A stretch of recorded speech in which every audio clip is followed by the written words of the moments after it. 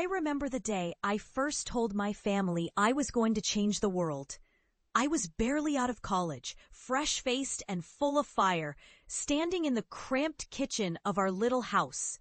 My hands trembled with excitement as I announced, I'm going to develop a new way to monitor structural health, something that can prevent skyscrapers from collapsing, save lives, and revolutionize how we build. The room fell silent. My father's brows furrowed. My mother's eyes widened in disbelief. My brother snorted. You're kidding, right? That's impossible. No one's going to take you seriously. You're wasting your time on some crazy idea. You can't seriously believe that'll work, my sister added, rolling her eyes. That's just pseudoscience. You're dreaming big, but it's never going to happen. They mocked me relentlessly, their words echoing long after I left the house that night. You'll fail, they said. You're an embarrassment to the family. They laughed at my dreams, as if they were jokes, as if I was a fool chasing shadows. But I knew in my heart that this was my purpose. It felt like the universe had handed me a puzzle, and I was meant to solve it. For years, I clawed my way through rejection and skepticism. My initial research, brilliant, I believed, was dismissed as fanciful. The patents I filed were ignored, my ideas ridiculed in engineering circles, but I refused to give up. I retreated into the obscure. Into the less glamorous world of sound-based metal stress analysis, an unproven, almost mystical-sounding science that many engineers scoffed at as pseudoscience. They called it noise analysis, hocus pocus, an idle curiosity, but I saw its potential. Every setback drove me harder. I spent sleepless nights tuning acoustic sensors, listening to the whispers of metal under stress, learning to read the subtle vibrations that foretold failure. I poured my soul into proving that this wasn't pseudoscience. I built prototypes, tested them on abandoned bridges, skyscrapers, even old factories. Gradually, I discovered a way to detect microfractures, early signs of structural fatigue, signs that could save lives before disaster struck. It was a lonely, relentless pursuit.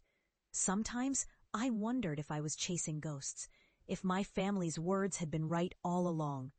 But deep down, I knew this was my calling. I knew I could make a difference. And then everything changed. Years later, I stood at the foot of a once barren, neglected patch of land, an abandoned industrial site. It was a wasteland, cracked and overgrown with weeds. I transformed it. Using my monitoring technology, I identified critical stress points in the aging infrastructure, repaired and reinforced them, and in time, the land blossomed. Trees grew tall, rivers flowed clean, and the air was filled with birdsong. I had turned a desolate scar into an ecosystem teeming with life. The day I returned to my hometown, I decided to surprise my family. I wanted them to see what I had become, what their doubts and dismissiveness had fueled. I parked outside the house that had once been my prison of doubt and stepped inside, heart pounding. They looked at me with a mixture of curiosity and skepticism. My father, now older, looked at me like I was still that naive kid from years ago. My mother's eyes flicked nervously, while my sister and brother exchanged uncertain glances. I led them outside to the land I had transformed. The once barren wasteland now shimmered with life. I showed them the sensors embedded in the structures, tiny devices that listened and watched, constantly analyzing the metal stress, preventing catastrophic failures. I explained how this technology had been adopted worldwide, saving countless lives. I told them about the ecosystems I'd built, the communities I'd helped, the futures I'd secured. And then I looked at them, my voice steady but burning with emotion. This is what persistence looks like. This is what believing in yourself can do. You told me I was foolish, that I'd fail, that I was an embarrassment. But I proved you wrong, not just for me, but for everyone who's ever been dismissed, underestimated, told their dreams are impossible. Silence hung thick. My father looked away, uncomfortable. My mother's eyes glistened with tears, maybe regret, maybe pride. My siblings looked down, as if grappling with their own past judgments. I stepped closer, voice softening. Your doubts fueled my fire. Your dismissiveness made me stronger. I didn't just want to prove you wrong. I wanted to show that even the most ridiculous dreams can change the world, if you have the courage to chase them. That moment was more powerful than any award, more meaningful than any recognition.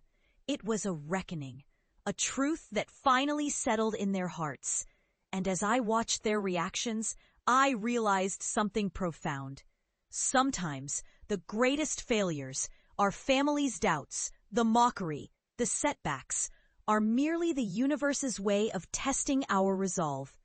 Because behind every insult and every obstacle lies the seed of our triumph.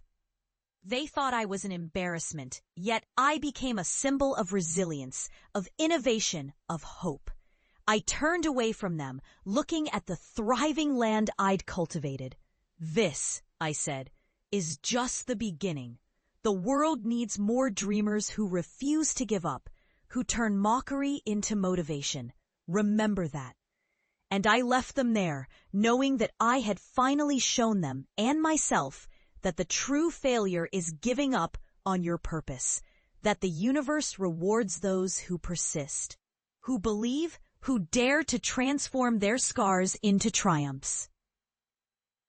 Because in the end, my family's words no longer echoed in my mind.